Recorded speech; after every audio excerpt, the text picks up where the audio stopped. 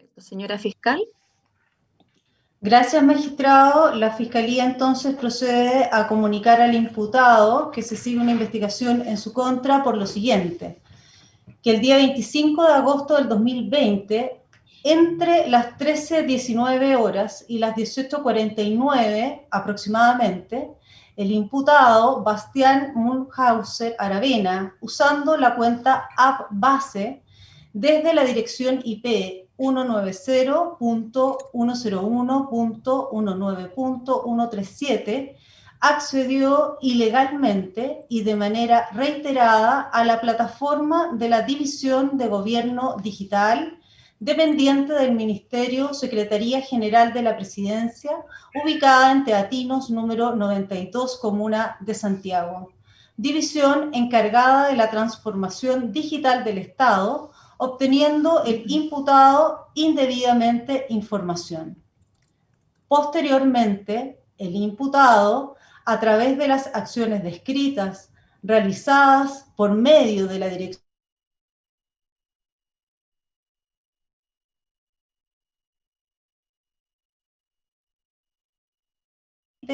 en redes sociales, dos clases de archivo, en concreto, archivo functions.txt y s3.txt, obtenidos ilícitamente, entre los cuales se encontraban descargas masivas de bases de datos exclusivas de la plataforma de gobierno digital.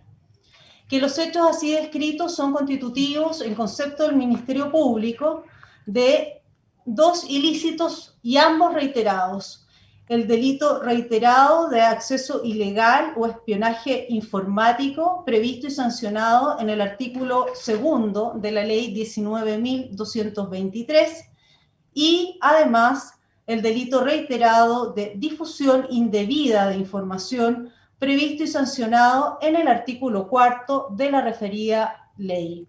Se atribuye al imputado calidad de autor y se entienden los ilícitos en grado de consumados. Ya, perfecto. Bastián, ¿usted entendió los hechos que la señora fiscal acaba de relatar? ¿Perdón? ¿Lo entendió? Perfecto. Señor defensor, ¿usted requiere alguna aclaración o precisión? No, magistrado, ninguna. ¿Alguna otra solicitud? Sí, magistrado, la Fiscalía, mientras dure la presente investigación, va a solicitar a su señoría se decrete la cautelar de prisión preventiva por entender que se cumplen los presupuestos exigidos en el artículo 140 del Código Procesal Penal. En cuanto a los presupuestos para acreditar la existencia del hecho punible y participación, la Fiscalía cuenta con los siguientes antecedentes. Magistrado, los antecedentes vienen primero por la denuncia formulada por el jefe de división de Gobierno Digital de la Secretaría General de la Presidencia con fecha 11 de octubre del 2020, don Carlos Gómez Cruz, quien señala y denuncia al Ministerio Público y luego a la Policía de Investigaciones que el día 8 de octubre en el sitio web www.digital.gov.cl había sido atacado. La División de Gobierno Digital se encuentra, como ya dije, ubicada en Teatinos 92, Comuna de Santiago, y está, de ahí su relevancia, ¿no es cierto?, encargada de la transformación digital del Estado. Ese tipo de ataque preliminar informático se conoce como defacement, es un cambio de la apariencia visual de la página web que es realizada por hackers que obtuvieron acceso a ella. Ellos dejan ese día, 8 de octubre, un mensaje en los servidores informáticos afectados donde se señalaba que se tenía información de la base de datos tanto de comisaría virtual y de los códigos de fuente de la clave única. Es decir, un atentado contra los datos contenidos en el sistema automatizado de tratamiento de información. Luego, el día 9 de octubre del 2020, en horas de la tarde, el equipo de respuesta de incidentes de seguridad informática del Ministerio del Interior y Seguridad Pública informaron y se tomó conocimiento de una publicación realizada en Twitter que corresponde a los hechos del 9 de octubre y que se daba cuenta y se informaba, por cierto, a la División de Gobierno Digital que se podían descargar archivos que evidenciaban un riesgo no autorizado a los servidores de la división. Los archivos publicados corresponderían a informes que fueron obtenidos indebidamente en agosto del 2020. En tal sentido, la División de Gobierno Digital, junto con este equipo de respuesta de incidentes de seguridad, además de expertos de Amazon Web Service, que es la empresa de seguridad que trabaja conjuntamente con Gobierno Digital, realizaron una revisión de lo ocurrido y concluyeron que efectivamente hubo un acceso indebido en agosto del 2020 y que el sujeto o los sujetos habrían obtenido información reservada y, por cierto, exclusiva de dicha plataforma vinculada a comisaría virtual y vinculada a clave única. Posteriormente, todos estos antecedentes magistrados se fueron recogiendo a través de los antecedentes que fueron proporcionados tanto por el jefe de la División de Gobierno Digital ya mencionada, como también por, aquí lo tengo para precisar el nombre, por el jefe de tecnología de la referida división, que corresponde a don Pedro Lizana Besa, que además iba transmitiendo esta información tanto a los funcionarios del cibercrimen para el análisis inmediato de la información que se iba investigando y recabando, como don Carlos Gómez a la fiscal de esta audiencia. El día 14 de octubre se determina que el atacante estuvo subiendo links, además que permitían descarga. Lo mismo ocurrió el día 15. En términos investigativos, se logra establecer este acceso indebido a través de la cuenta app base que provenía, una de ellas que fue identificada a través de la dirección IP que ha sido indicada. El día, le digo el tiro, 19 de octubre, una vez que fueron requeridos los proveedores de servicio, en este caso ABTR, se obtiene la dirección asociada a la dirección IP. Luego, la información recopilada permitió establecer efectivamente que desde esa dirección IP existía la posibilidad de identificar al menos 2 personas que habían ingresado y utilizado el servicio, que correspondía una de ellas precisamente al imputado. Precisamente con aquellos antecedentes que se recogen en declaraciones en el informe policial inicial, que corresponde al informe del 20 de octubre del 2020 de la Brigada Investigadora del Cibercrimen Metropolitana por una parte, y luego un segundo informe que va recogiendo los antecedentes, nos permite solicitar la autorización de entrada y registro, y además de incautación, a diversos domicilios, entre ellos el domicilio donde fue ubicado el imputado. En el informe que da cumplimiento finalmente a la orden, la autorización judicial de entrada, registro e incautación, y que posteriormente se anexa a la orden de detención judicial, se da cuenta, magistrado, que efectivamente en ese domicilio donde se efectuó la entrada, la única persona que tenía las habilidades técnicas para poder realizar el acceso indebido al sistema de información es el imputado. Y no solo eso, se incautan en su poder diversos elementos como computadores y teléfonos que muestran que efectivamente tiene los medios idóneos para hacerlo. Sumado a lo anterior, indicar que en el contexto de esta diligencia, el imputado también presta declaración, y si bien, como ya lo ha adelantado la defensa, tiene una versión alternativa de su accionar, lo cierto es que en todo caso reconoce el acceso indebido a la plataforma digital. efectuada una comparación técnica con los antecedentes que fueron proporcionados a esta fiscal. Se logra comprobar, magistrado, que el día 9 de octubre se sube por Twitter a digamos, este sistema de redes sociales información reservada y exclusiva de la plataforma digital correspondiente al menos a 23 archivos el día 9 de octubre.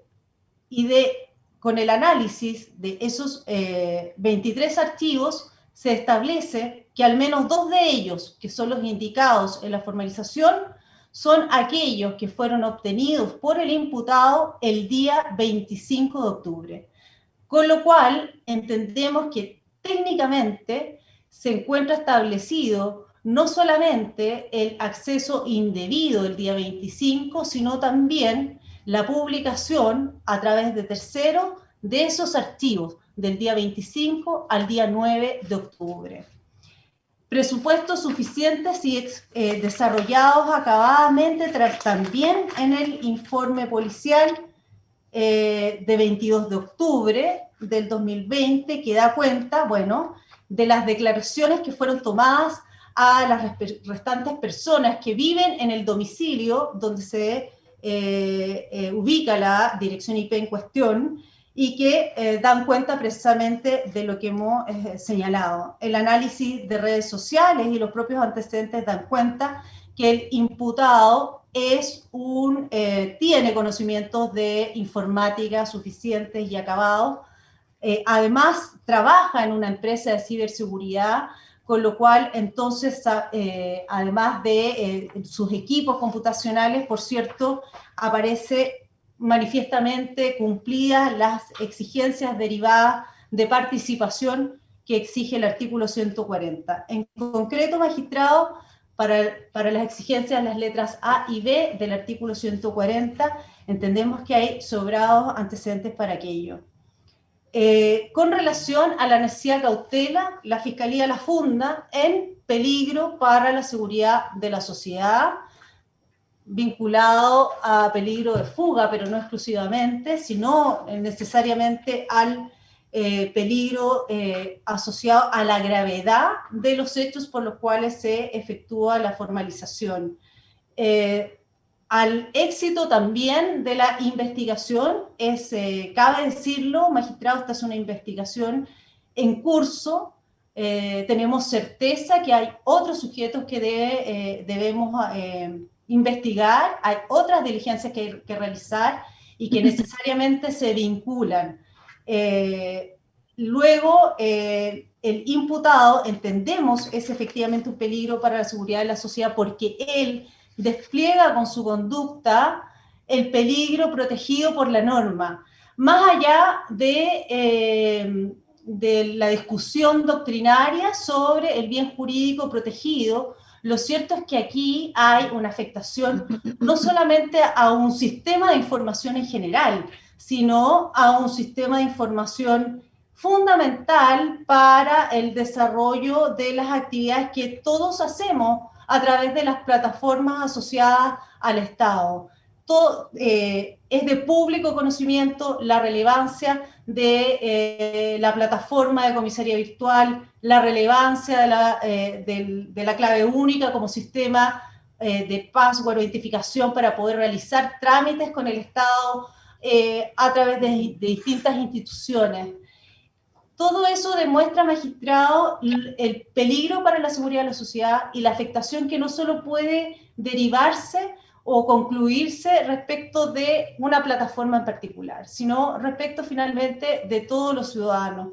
La Fiscalía entiende que no puede existir otra cautelar que resguarde debidamente los fines del procedimiento, precisamente porque además en el relato preliminar, magistrado, que he hecho, hay una sucesión de hechos.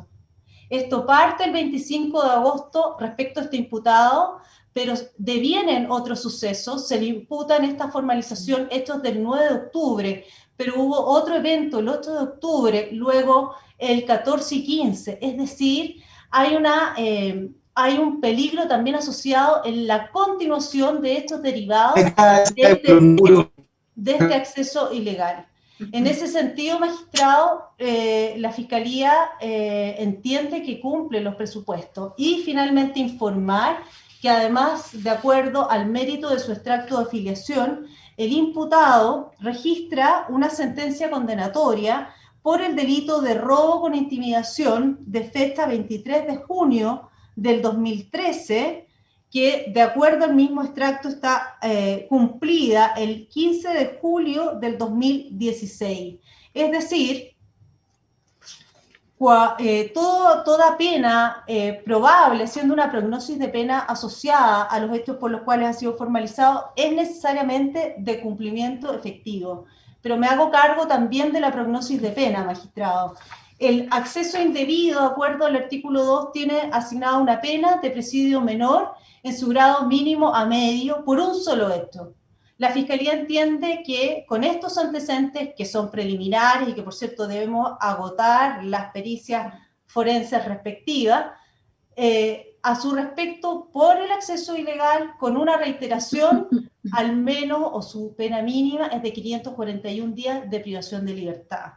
Por la difusión indebida de información, que son los hechos del 9 de octubre, el artículo 4 establece una pena de presidio menor en su grado medio, por un solo hecho. Si entendemos que existe al menos dos, y hay por lo tanto reiteración, su mínimo serían 3 años y un día de privación de libertad por esos segundos eventos del 9 de octubre.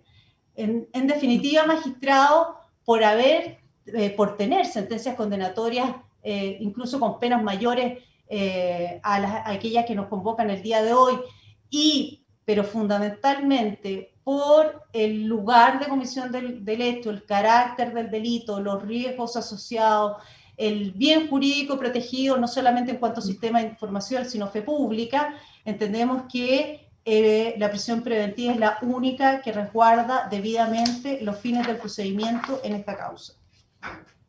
Perfecto. Señor defensor, entonces, sus alegaciones. Gracias, magistrada. Sí, a ver, efectivamente, magistrada, la defensa se va a oponer a la solicitud de prisión preventiva que realiza el Ministerio Público, magistrado. Fundamentalmente voy a hacer alegaciones relacionadas no solamente con la necesidad de cautela, sino que también relacionadas con el literal B del artículo 140 en cuanto a la participación de mi representado en los hechos, magistrado. Por cuanto entiende la defensa que, considerando los antecedentes existentes en la carpeta, el informe llevado adelante por la Policía de Investigaciones en el contexto de la presente investigación, no existen antecedentes suficientes para entender acreditada la participación de mi representado respecto de los delitos por los cuales el Ministerio Público lo ha formalizado. Lo cierto es, señoría, y para hacer una breve síntesis, digamos, de lo que es el informe de la Policía de Investigaciones, lo cierto es, señoría, que efectivamente, bueno, se inicia esta investigación en atención a la información entregada por la repartición pública encargada, digamos, de toda la información digital, considerando, digamos, estos ingresos a su plataforma, y de esa denuncia de los antecedentes entregados y aportados se genera una orden de investigar también en consideración a los antecedentes aportados por la compañía BTR. Lo cierto es, magistrado, que se lleva adelante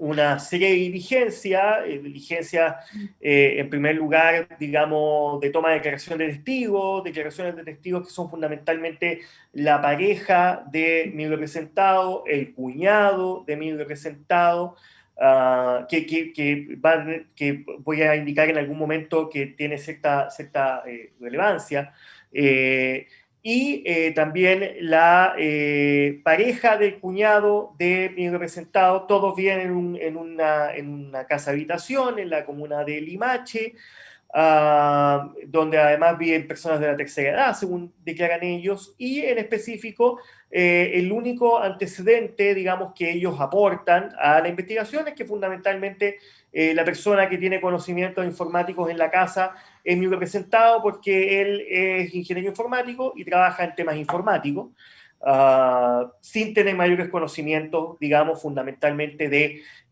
la labor que realiza. De hecho, su pareja indica que trabaja en una empresa de informática de temas de ciberseguridad y que al parecer por algún tipo de cláusula contractual con la empresa donde trabaja, no podría, digamos, referir demasiados antecedentes en cuanto a la información o los trabajos específicos que realiza. Entonces, lo que aportan, digamos, fundamentalmente esos testigos son especialmente esta situación en donde mi representado es la persona que conoce de informática en el domicilio. Entonces, al final del día, un computador, digamos, que está dentro del domicilio y que es utilizado por mi representado en sus labores diarias laborales a través de teletrabajo, se le toma declaración a mi representado el día de ayer a las 13:45 horas. Y en ese sentido, magistrado, voy a ir leyendo, si el tribunal me autoriza, ciertas partes que establece mi representado en su declaración, fundamentalmente en cuanto a lo que nos interesa, porque hay un preludio, digamos, en relación con los estudios de ingeniería en ejecución informática de mi representado en el DUOC de Viña del Mar, su práctica profesional en ciertas empresas, pero en lo atingente indica que él actualmente trabaja en una empresa denominada DreamLab Technologies desde junio del año pasado, perdón, del año 2019, y se desempeña fundamentalmente como consultor en ciberseguridad. Eso es a lo que él se dedica de acuerdo a su declaración. Señala específicamente que en el mes de agosto de este año, en horas de la tarde, no se señala a qué horas, pero en horas de la tarde, se encontraba haciendo uso de Internet a través de su notebook, indica las particularidades del notebook, desde el domicilio particular ubicado, bueno, donde él reside, en la comuna de Limache, y observa ya dentro de un grupo de la red social Telegram, donde él es parte, un grupo denominado AnonLeak, que una cuenta denominada Púrpura, es digamos el nombre informático, cibernético, no sé cómo llamarlo, Púrpura, señala que hay un par de llaves de accesos. Se comparte, digamos, en este grupo un par de llaves de accesos, que es básicamente una autenticación de usuario en una nube, y específicamente es esta llave de acceso de Amazon Web Service perteneciente a la página web git.gov.cl, e imágenes que acreditaban la descarga de archivos que estaban almacenados en S3. Es decir, ya en ese momento, esta cuenta de terceros que comparte esta información, no solamente da información en relación con estas llaves de acceso, sino que además dan cuenta de la descarga, es decir, que ya se habían descargado archivos que se encontraban almacenados, digamos, en el servicio de almacenamiento de la nube de Amazon Web Service. Luego, mi representado, ¿qué hace? El día 25 de agosto, y eso lo indica en su declaración, prueba si efectivamente tales llaves de la publicación de AnonLeak tenían o surtían efecto, digamos. Utilizó la herramienta disponible en Internet indicada, llamada Enumerate-IAM, alojada en una página llamada, en una web denominada github.com, y a través de esa herramienta conoce los servicios disponibles de Amazon en base a las llaves publicadas en AnonLeak, donde comprueba que efectivamente las credenciales eran válidas. Es decir, efectivamente, él hace uso de estas llaves, pero queda en el paso de básicamente verificar que las credenciales efectivamente hayan sido efectivas o hayan sido, digamos, correctas. Porque no accede a la plataforma de AWS, que esa es una sigla indicada por él en su declaración, por cuanto no realiza descargas de archivos y tampoco lleva, digamos, tampoco ninguna de estas situaciones. Lo cierto es, señoría, que cabe señalar, y desde ya indico al tribunal, como ya se ha indicado, mi representado es una persona que efectivamente tiene conocimiento en materia informática, trabaja en el tema de ciberseguridad, es decir, señoría, y evidentemente, o sea, los hechos son claros, mi representado no es un novato en el tema de informática, y aquí viene la primera pregunta que se hace la defensa.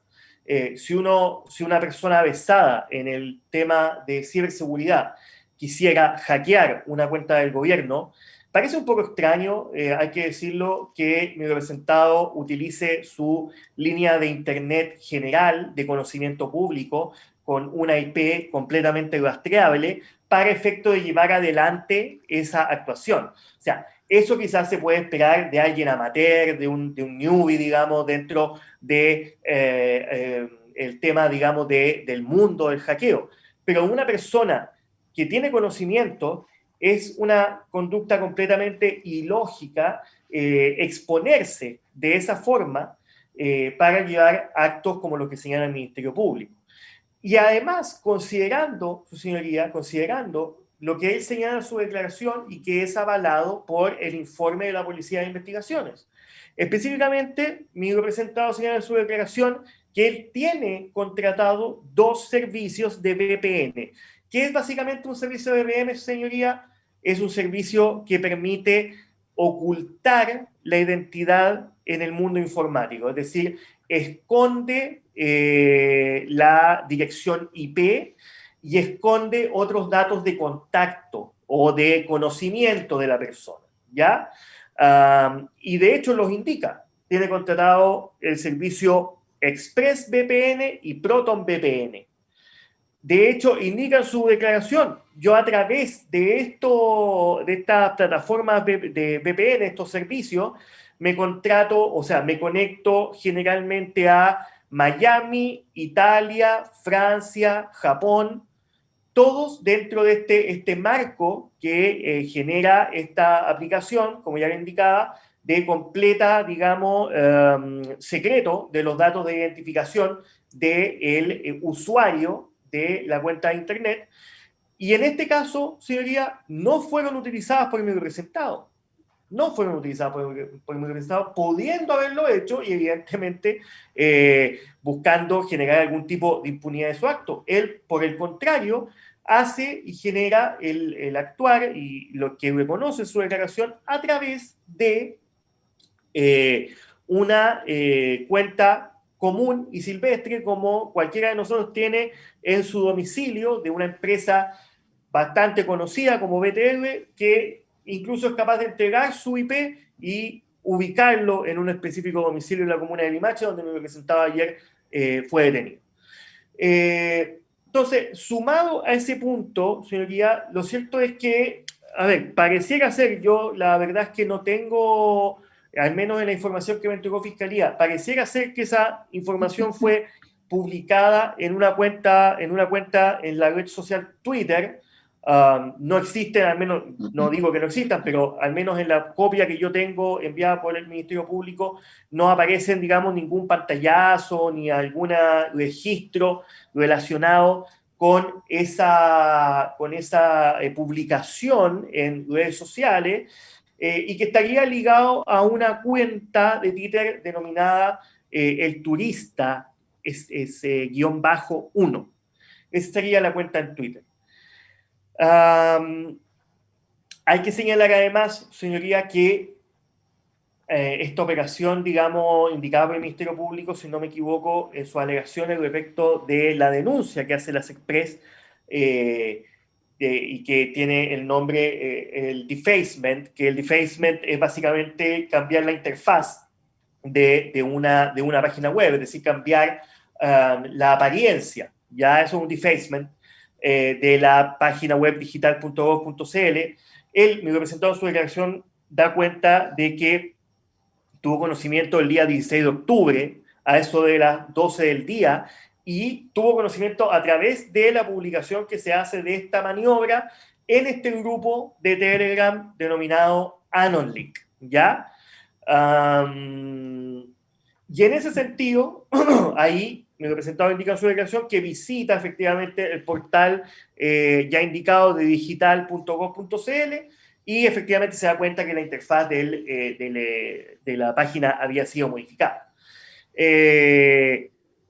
Ahora, es importante porque también este grupo de AnonLeak y se relaciona con la información que entregué anteriormente con respecto de la cuenta de Twitter, el turista-1, por cuanto este grupo de AnonLeak es un grupo, entiendo, magistrado, de lo que expone mi representado en su declaración, en el que son personas que en sí mismo nadie se conoce entre sí. No tienen conocimiento, solamente comparten y tienen como factor o común denominador el conocimiento en materias informáticas y cibernéticas. Y en ese sentido, señoría, aquí hay información que entrega mi representado a la Policía de Investigaciones y que consta latamente en su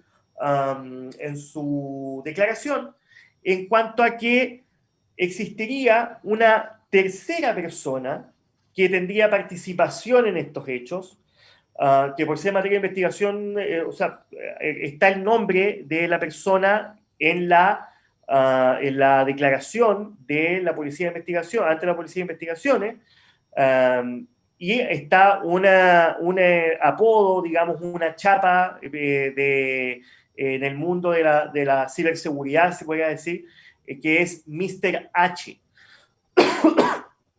Y esa persona, señoría, me ha representado a través de su trabajo en la empresa DreamLab, donde él trabaja como encargado o como funcionario relacionado con el tema de ciberseguridad y estudio de ciberseguridad, han podido vincularlo a, por una parte, esta cuenta de Twitter llamada el turista-1, y en ese sentido, por eso, mi representado lo tenía, digamos, incorporado dentro de esta plataforma AnonLeak y de su teléfono celular. ¿Por qué? Porque a través de su trabajo en DreamLab está realizando una serie de seguimientos a la cuenta de esta persona, por cuanto esa persona estaría relacionado a otros ataques a otras empresas. En su declaración, el imputado indica, tiempo atrás logramos recabar antecedentes en relación a esta persona, Michael, vamos a decirlo, Michael, y entrega el nombre en los dos apellidos, manteniendo sus números telefónicos asociados a su empresa llamada Chap Cybersecurity, donde procedí a agregarlos en mi agenda telefónica. El 3 de octubre del 2020 recibí una notificación a través de mi cuenta en Telegram proveniente del número correspondiente a esta persona, indicando que ese usuario se había unido a Telegram utilizando el nombre de usuario el turista-1, por ello procedí a identificarlo como Mr. CAC. Y luego continúa. La investigación en contra de Michael nace en relación a una amenaza proveída por esta persona en contra de un cliente y a la empresa que trabajo, es decir, a una amenaza que propinó inclusive en contra de una amenaza evidentemente informática, en contra de la propia empresa para la cual mi representado trabaja, que es DreamLab, relacionada con el tema de ciberseguridad.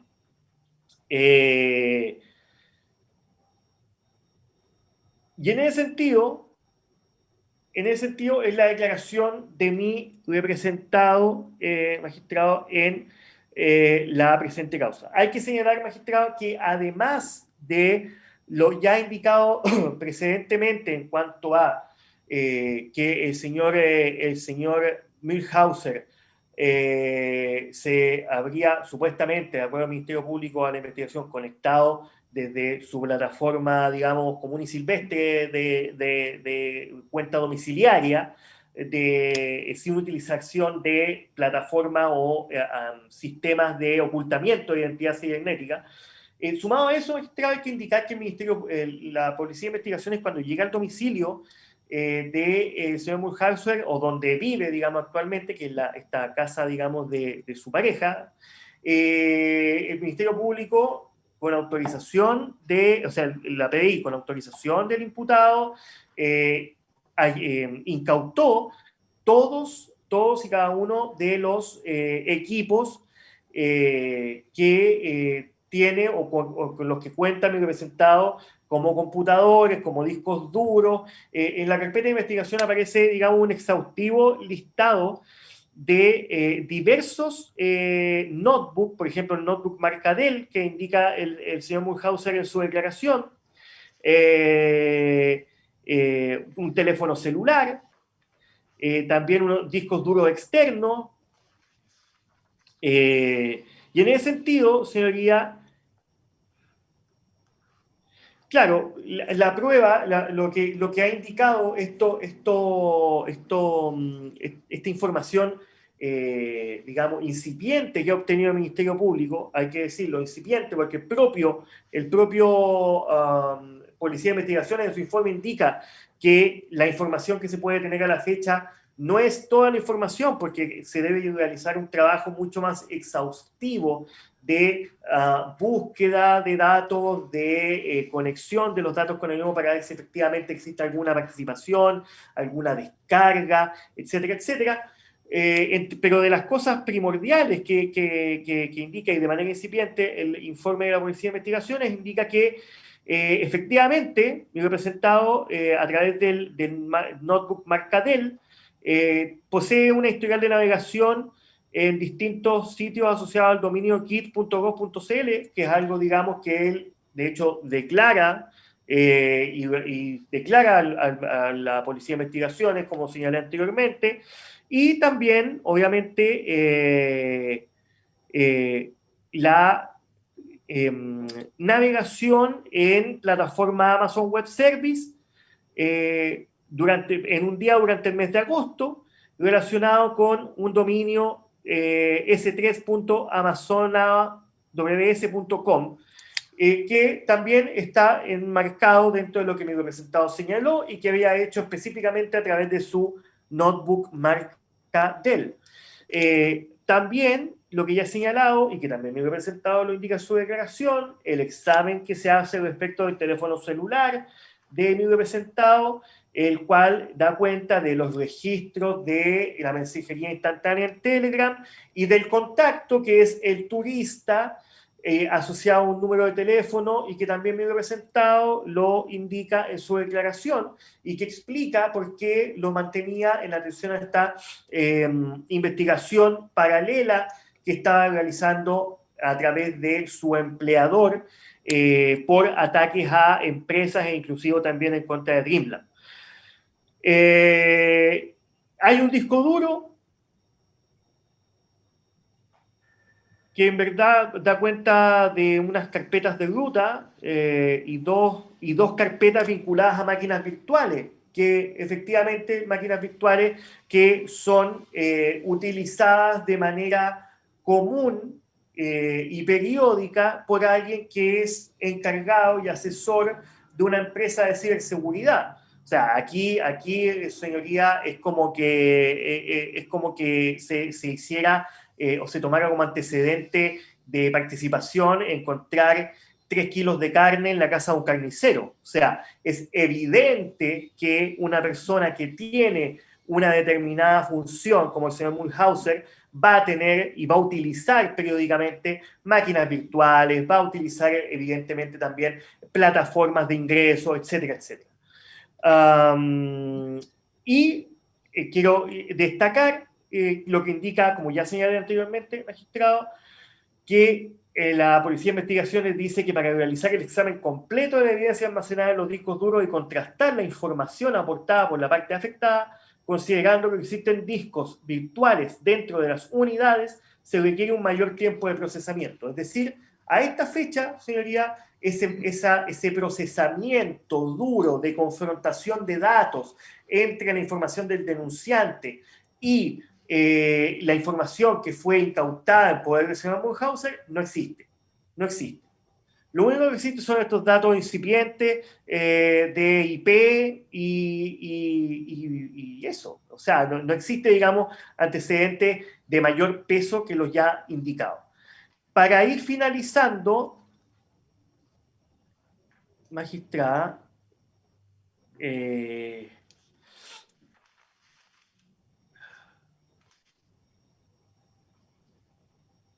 estoy revisando lo último que tenía destacado en la carpeta, magistrado. Si me da un minuto, disculpe.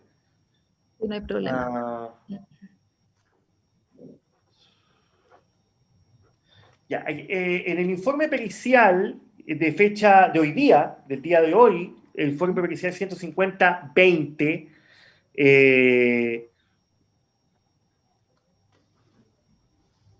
firmado por el comisario ingeniero de informática, don Pablo Noches, nieto de la Policía de Investigaciones, se repite fundamentalmente lo ya indicado precedentemente, la existencia de esta cuenta o de este número de teléfono asociado a una persona que utiliza la cuenta el turista-1.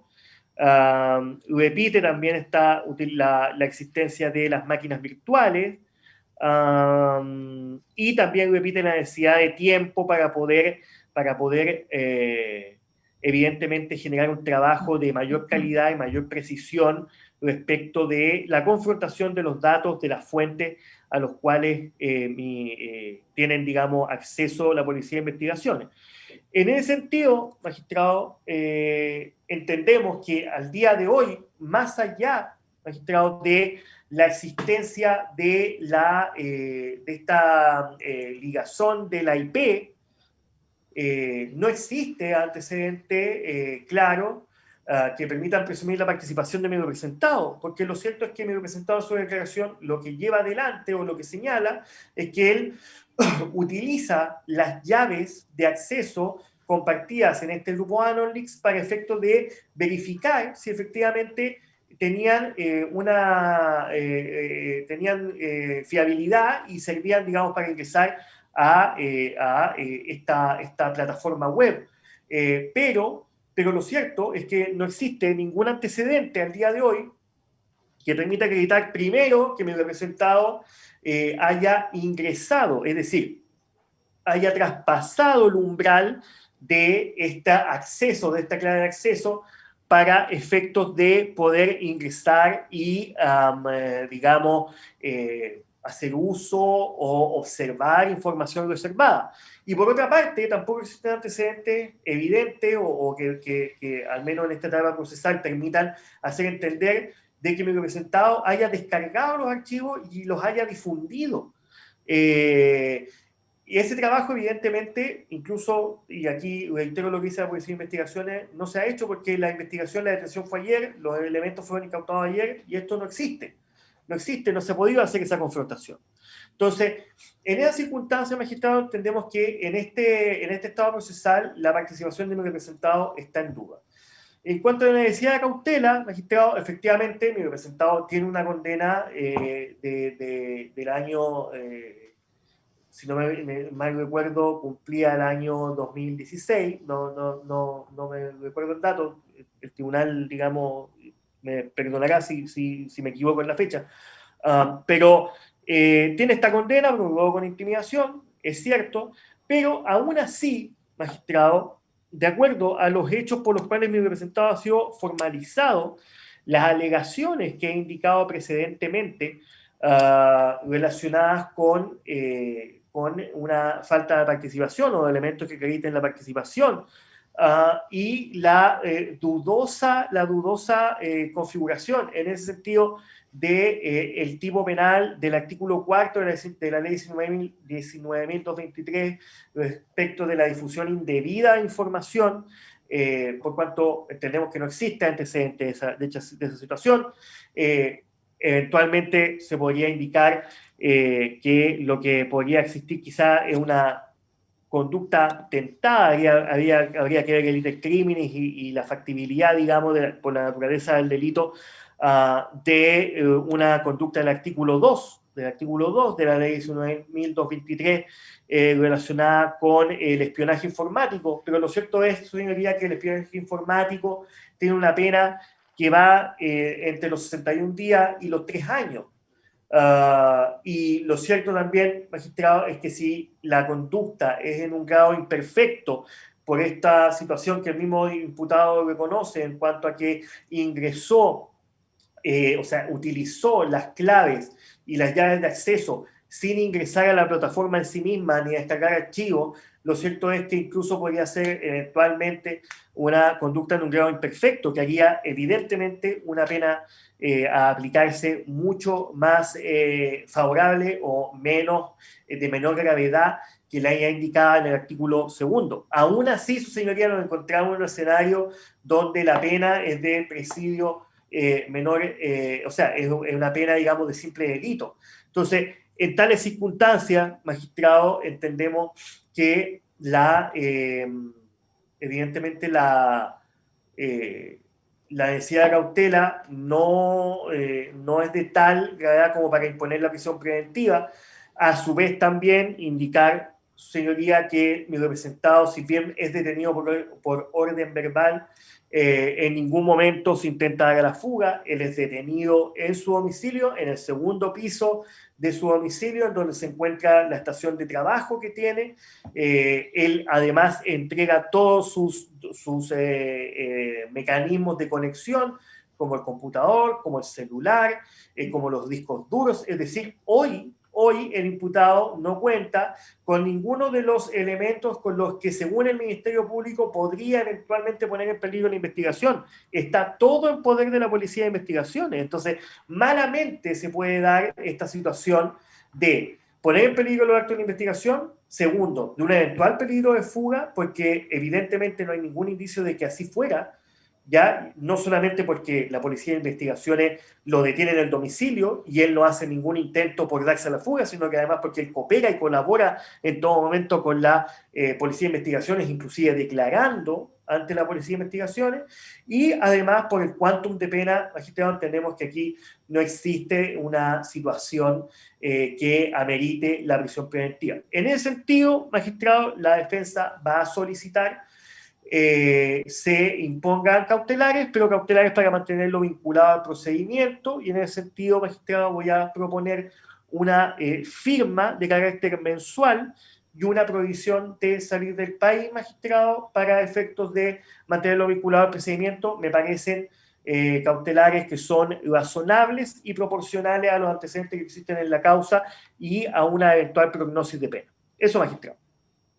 Tu señoría, aquí hablando Carlos Gómez, jefe de la División de Gobierno Digital del Ministerio de Secretaría General de la Presidencia y denunciante en la causa, quería pedirle la posibilidad de decir unas palabras.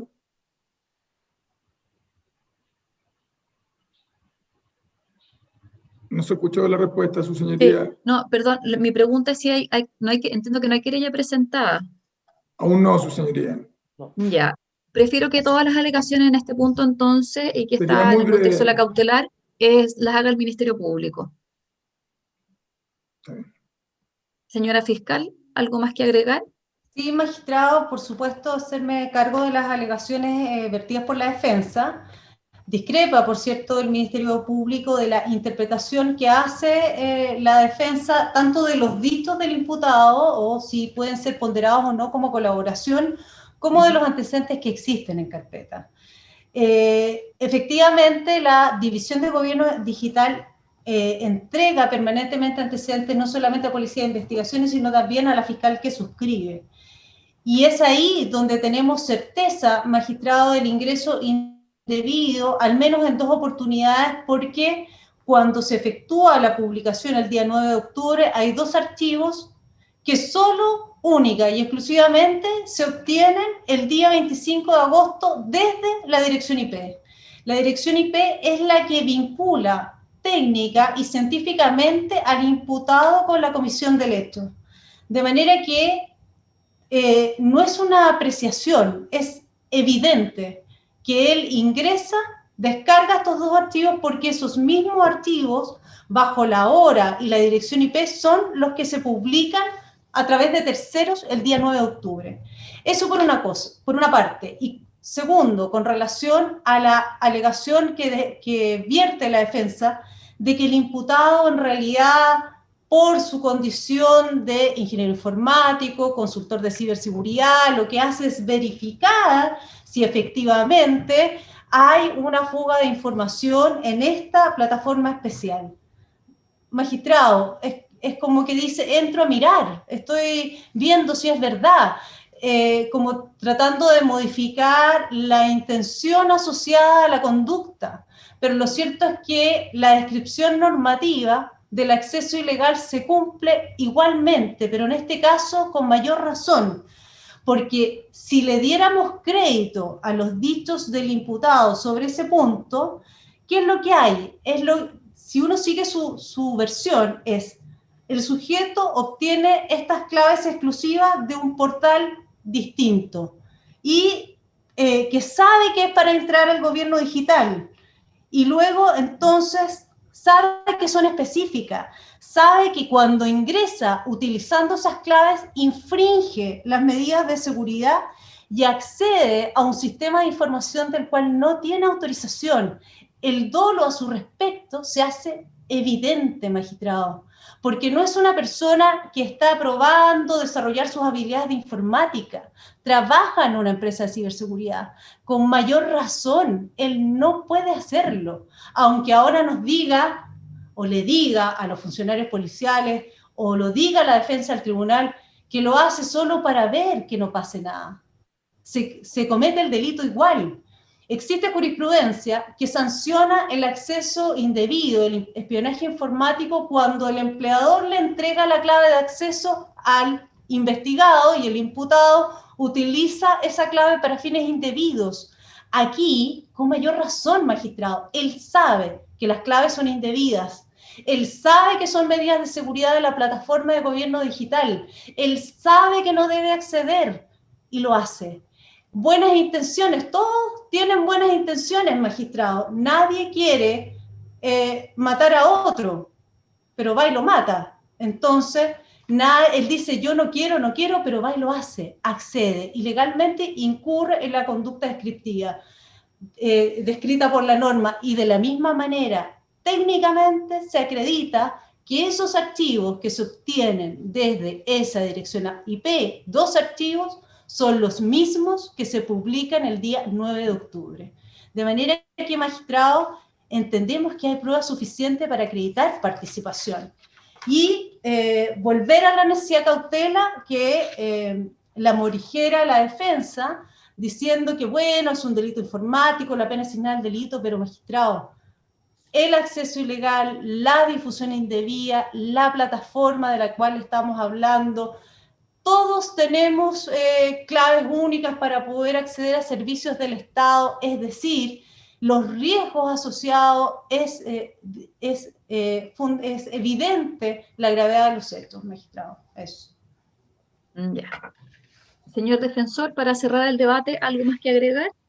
Sí, magistrado, a ver, yo no sé, digamos, si el Ministerio Público tendrá información que yo no tengo, pero al menos de los 2 informes de la Policía de Investigaciones, en ninguno de esos informes se señala, o al menos yo no lo puedo apreciar, de que exista una acreditación de que existen 2 archivos bajados desde la plataforma con la IP de mi representado. Y en ese sentido, no sé, como digo, no sé si quizá no lo he visto pero me parece que no está esa información en los informes de la PDI, tanto como en el informe pericial 150/20, como asimismo en el informe, digamos, general realizado por la Policía de Investigaciones del día 22 de octubre, de fecha de hoy. Entonces, eso a mí me genera duda, porque puede ser una información, digamos, que al final del día pueda generar interferencia en la decisión del tribunal. Y en ese sentido, magistrado, además, indicar que lo cierto es que, y me gustaría, digamos, hacer ver al tribunal que no comparto, digamos, lo indicado por la señora fiscal en relación con este actuar doloso, digamos, o con algún tipo de intencionalidad por parte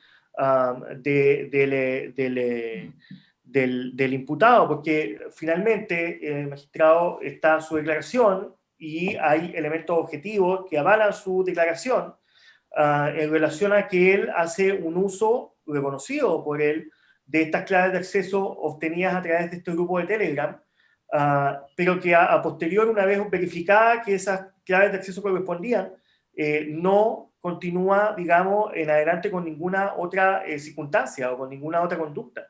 Entonces, evidentemente, señoría, y esto ya quizá puede estar más en el campo de la inferencia, pero cuando una persona es un ingeniero informático con experiencia y con interés en el trabajo de ciberseguridad, evidentemente, magistrado, es una persona que probablemente actúa generando, digamos, o observando, digamos, que efectivamente las plataformas de ciberseguridad cumplan con ciertos estándares básicos o mínimos, digamos, de seguridad. Y eso lo veo, digamos, o lo tomo considerando, digamos, el alto interés de mi representado, pero también en general de las personas en materia informática respecto del tema de la ciberseguridad. Entonces, que mi representado haya llevado una conducta como que la que ya indicó, de verificar que las plataformas, las llaves de acceso, efectivamente cumplieran con elementos de seguridad mínima dentro de una plataforma estatal que además tiene información tan relevante para los chilenos, puede, digamos, ser una versión plausible, considerando además, magistrado, los antecedentes objetivos que enumeré y leí latamente desde los informes de la Policía de Investigaciones. Entonces, bajo el actual prisma que existe en relación con los elementos de prueba que hoy están en la carpeta de investigación, mantengo mis alegaciones y mantengo mi solicitud de rechazo a la prisión preventiva y de imposición de cautelares menos gravosas del artículo 155.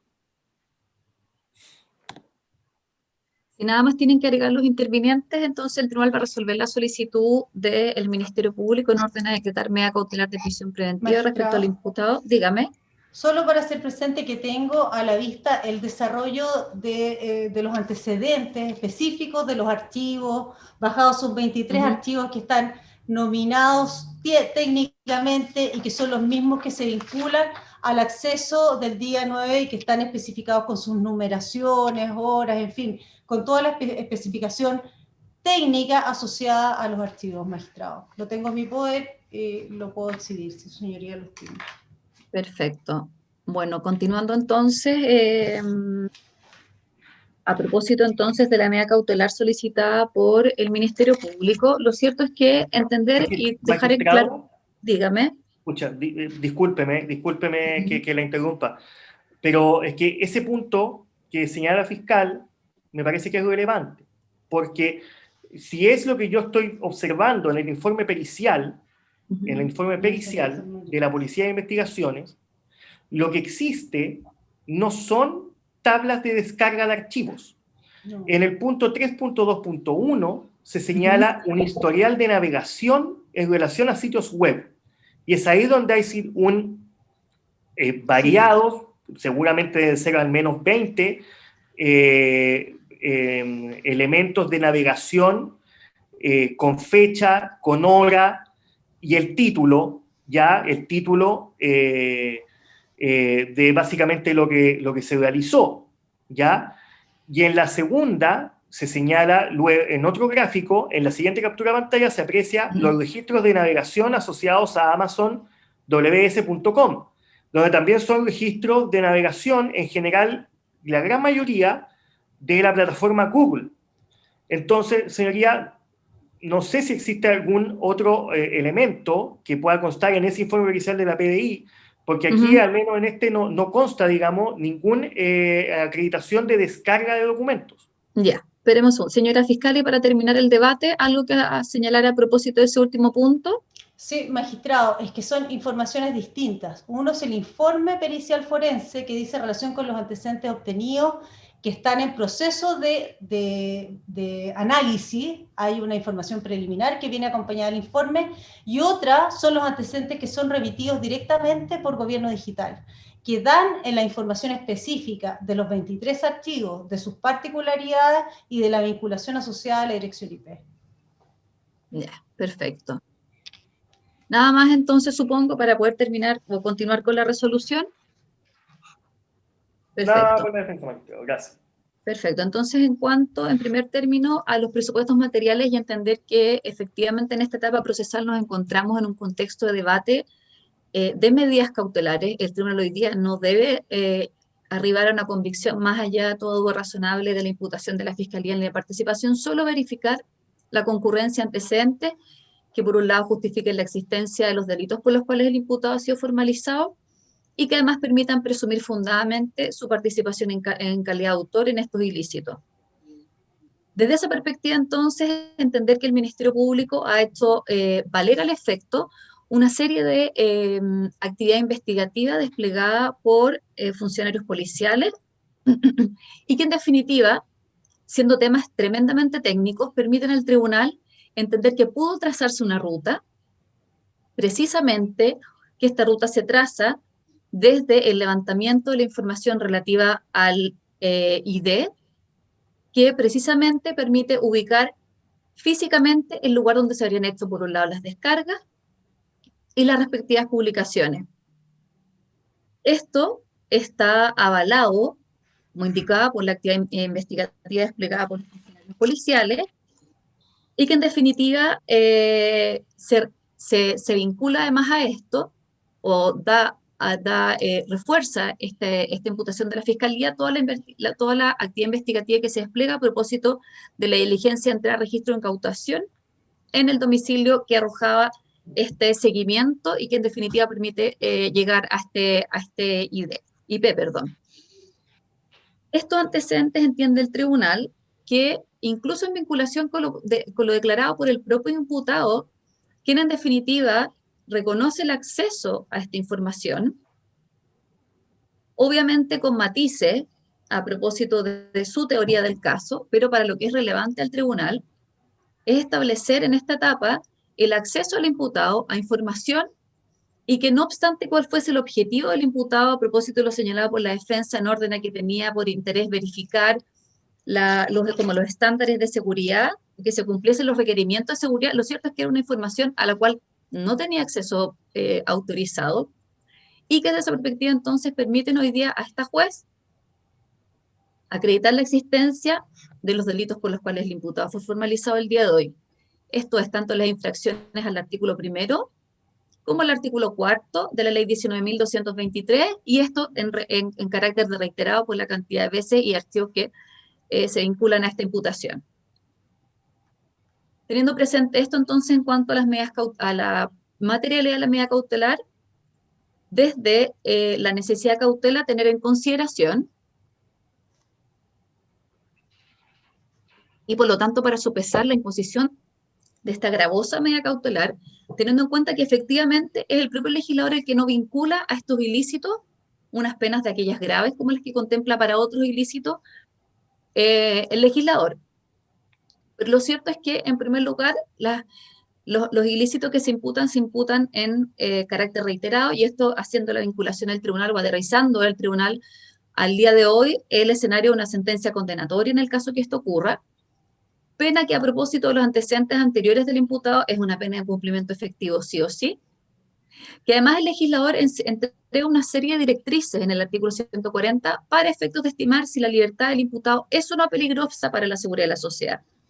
Al efecto, además de la pena, que en este caso puede que no sea una de las penas más altas que establece el legislador, lo cierto es que el legislador también entiende que es peligrosa la seguridad de la sociedad de un imputado a propósito del número de delitos que se le imputan, que al menos en esta etapa procesal nos encontramos en 2 delitos, ambos de carácter reiterado, y que el legislador establece también el carácter de los mismos. Y en este punto me detengo, porque precisamente aquí adquiere tremenda relevancia este punto que establece el legislador y que dice relación con el carácter de los mismos. El acceso a esta información, que es tremendamente sensible y relevante, teniendo aún más en cuenta que a propósito del estado de pandemia, ha sido aún más utilizada por los ciudadanos del país, es que reviste a juicio del tribunal una mayor gravedad a esta imputación desde la perspectiva del 140 letra C del Código Procesal Penal.